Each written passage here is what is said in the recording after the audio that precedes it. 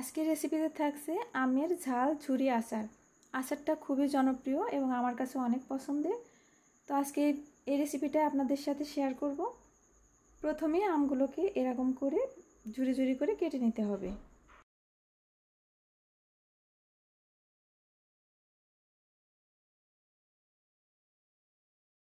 এই আচারটা তৈরি করার জন্য তেলটা একটু বেশিই লাগবে। হাফ কাপের একটু বেশি দিয়ে দিচ্ছি। তেলটা কিছুটা গরম হয়ে আসলে এর মধ্যে দিয়ে দিতে হবে কুচি কুচি করে কেটে রাখা রসুন আর কিছু কুচি করে রাখা শুকনো মরিচ। কিছু সময় একটু ভেজে নিতে হবে।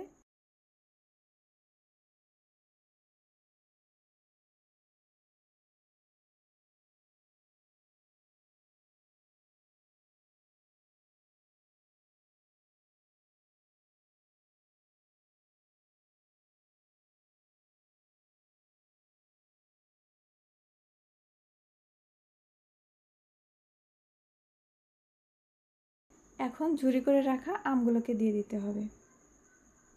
এভাবে করে একটু নেড়ে চেড়ে দিতে হবে। পরিমাণ মতো লবণ দিয়ে দিতে হবে আর কিছুটা হলুদের গুঁড়া।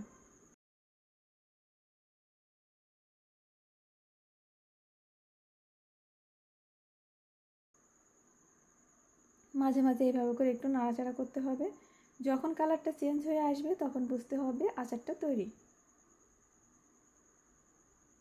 চুলা থেকে নামিয়ে ঠান্ডা করে তারপরে একটা বয়মে ভরে নর্মাল ফ্রিজে 1 বছরের মতো সংরক্ষণ করে রাখা যাবে।